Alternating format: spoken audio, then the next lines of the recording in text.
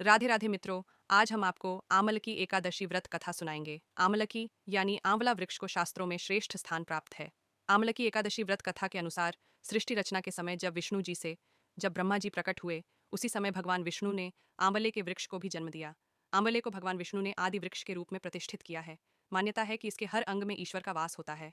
इस एकादशी में आंवला वृक्ष की पूजा की जाती है। आइए बताते हैं आमल की व्रत कथा के बारे में। महर्षि वशिष्ठ ने सुनाई आमल की एकादशी की कहानी।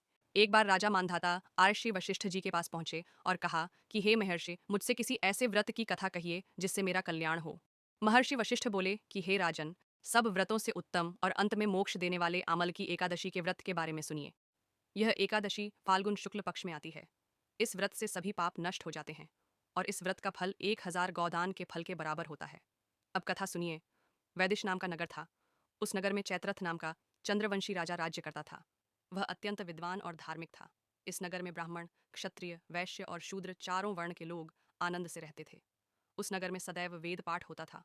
उस नगर में कोई भी पापी, दुराचारी और नास्तिक व्यक्ति नहीं था।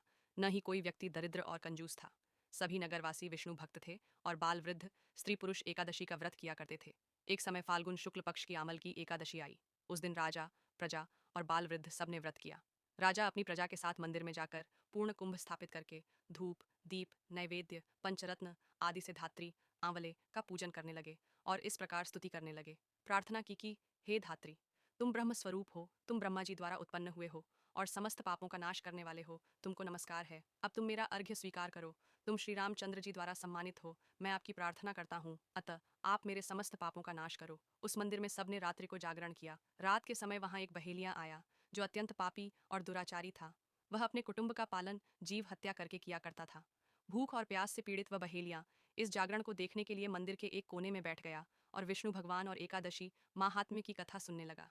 इस प्रकार अन्य मनुष्यों की भांति उसने भी सारी रात जागकर बिता दी। सुबह होने पर सब लोग अपने घर चले गए तो बहेलिया भी अपने घर चला गया। घर जाकर उसने भोजन किया। कुछ समय बीतने के बाद उस बहेलिये की मृत्यु हो गई। मगर उस आमल की एकादशी के व्रत और जागरण से उसने राजा विदुरथ के घर जन्म लिया और उसका नाम वसुरथ रखा गया। युवा होने पर वह चतुरंगिनी सेना के सहित और धन धान्य से युक्त होकर 10,000 ग्रामों का पालन करने लगा। वह तेज में सूर्य के समान, कांति में चंद्रमा के समान, वीरता में भगवान विष्णु के समान और क्षमा में पृथ्वी के समान था। वह अत्यंत धार्मिक, सत्यवादी, कर्मवीर और विष्णु भक्त था। वह प्रजा का समान भाव से पालन करता था। दान देना उसका रोज का काम था। एक दिन राजा शिकार खेलने के लिए गया। दैव योग से वह मार्ग भूल गया और दिशा ज्ञान न रहने के कारण उसी वन में एक वृक्ष के नीचे सो गया। थोड़ी देर बाद पहाड़ी म्लेच्छ वहां पर आ गए और राजा को अकेला देखकर मारो मारो चिल्लाते हुए राजा की ओर दौड़े। म्लेच्छ कहने लगे कि इसी दुष्ट राजा ने हमारे माता पिता पुत्र पौत्र आदि अनेक संबंधियों को मारा है और देश से निकाल दिया है। अतः इसको अवश्य मारना चाहिए। और यह कहते हुए हमला कर दिया। लेकिन शत्रुओं के सब अस्त्र शस्त्र राजा के शरीर पर गिरते ही नष्ट हो जाते और उनका वार पुष्प के समान प्रतीत होता। थोड़ी देर बाद म्लेच्छों के अस्त्र शस्त्र उलटा उन्हीं पर प्रहार करने लगे, जिससे वे मूर्छित होकर गिरने लगे। इसी समय राजा के शरीर से एक दिव्य स्त्री उत्पन्न हुई।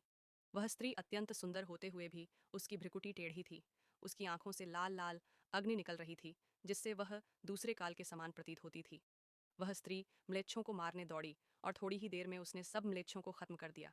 जब राजा सोकर उठा तो उसने म्लेच्छों को मरा हुआ देखकर कहा कि इन शत्रुओं को किसने मारा है? इस वन में मेरा कौन हितैषी रहता है? इसी समय आकाशवाणी हुई, हे राजा, इस संसार में विष्णु भगवान के अतिरिक्त कौन तेरी सहायता कर सकता है? इस आकाशवाणी को सुनकर राजा अपने राज्य में आ गया और सुखपूर्वक राज्य करने लगा।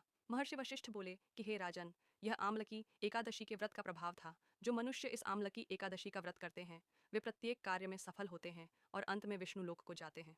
राजा वसुरथ ने भगवान विष्णु की कृपा को समझा और अपने नगर लौटकर धर्मानुसार शासन किया। वह धार्मिक कार्यों में लीन हो गया और अपने राज्य में शांति और समृद्धि स्थापित की।